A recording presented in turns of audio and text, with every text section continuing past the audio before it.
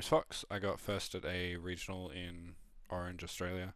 I'll run through the Snake Eyes Fire King Azamina deck that I played, along with some of the points that are a work in progress.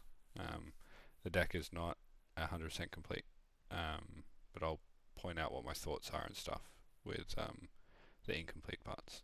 Now a shout out to our sponsors, the first one being Graad, the best grading company in Europe based in PIANETA in Milan. The second one is CARDTRADER, the online marketplace platform where you'll find the cards you need at market price in one shipment only. Create your account using the link right here.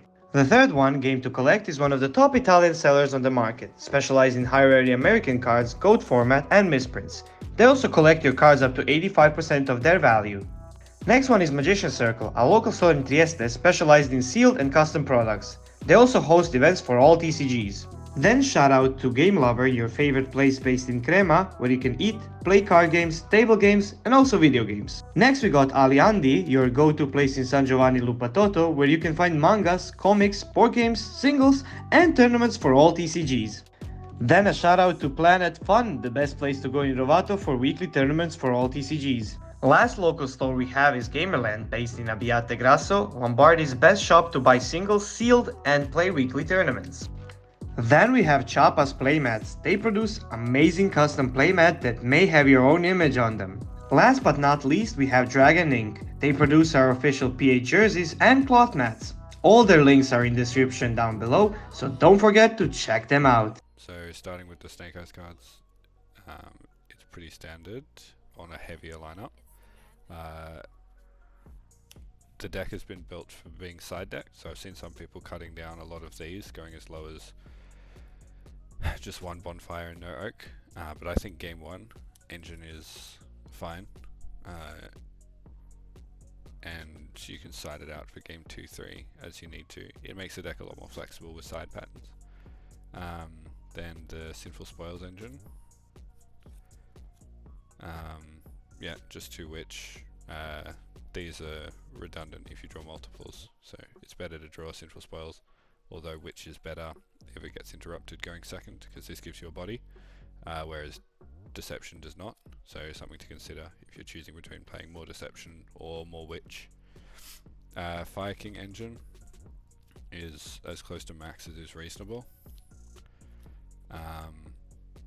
Yeah, you got the starters, they're all good. You got the good guys, they're good. And you've got the cards that help you play through some of the charmies, especially this one. They're good. And then also a lot of that can come out game 2, 3, so often siding out something like this. So it's just from engine. So you can see there's a lot of flexibility in the deck, and sometimes this as well. Oh, and oh no, I did take it out. Yeah, a lot of flexibility in terms of how much engine and stuff you're playing, and then when you're siding stuff in, which I'll get to later, you have a lot of draws and a lot of ways to access this stuff through your side deck tech choices. So obviously the 3 birds and then 4 cards to stop it. Yeah, they're good. The best hand trap, it's like an actual hand trap, and then 3 imperms and 2 of the best hand trap that conflicts with impulse but is still worth playing because you just use this first. Yeah, and then extra deck, just run through it. Anima, it's definitely cuttable. Phoenix, I don't think this is cuttable. Sunlight Wolf is good. The IPSP package. The Charmers, they're good. I don't think any of them are cuttable. Princess, Amber Whale, not cuttable. Zelantis package, possibly cuttable, but I think it's good. I don't think I used it today, but Azamina package, very good. Zombie Vampire, very good. It lets you pivot through the Fire King stuff into the Snake Eyes stuff.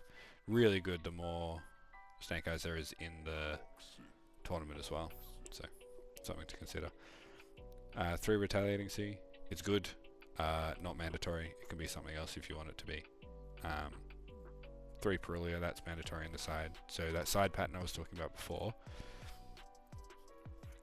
often we're putting in Thrust and Perulia, which means that your opponent end board gets lowered, and then if you really need to, you can thrust for bonfire.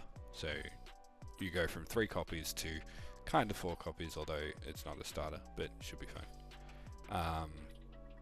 Yeah, 3 Perulia, I think that's mandatory. 3 thrust and the targets. I think that's also mandatory. It means you get to play like a 25 card side deck, which is nice.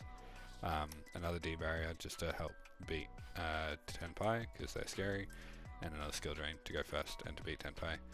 Going forwards, I would have more for Centurion. I got very lucky today because I didn't play against any Centurion, and if I did, my deck and side were not super prepared for it. So whether retaliating becomes 3 Cosmic or not, I don't know.